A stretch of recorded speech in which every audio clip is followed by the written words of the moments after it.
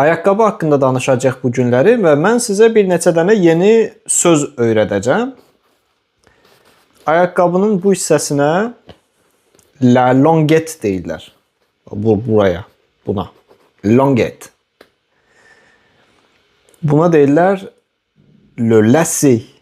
Lacet.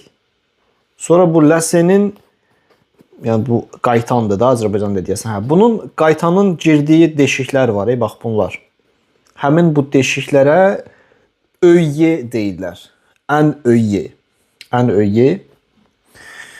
Sonra bu ayaqqabının bütün aşağı hissəsinə, bu aşağı hissəsinə deməli sömel deyirlər. Sömel. Kauçukdan olursa əgər daha yaxşı olur bu sömellər. Sömel. Bunun Azərbaycanda nə olduğunu bilmirəm. Sonra ayaqqabının dabanı olur adətən. Bu indi dabansız ayaqqabıdır. Daban hissəsinə talon deyirlər. Talon. Le talon. Bir də təbii ayaqqabının bu ön hissəsi digər tərəfindən fərqli olur.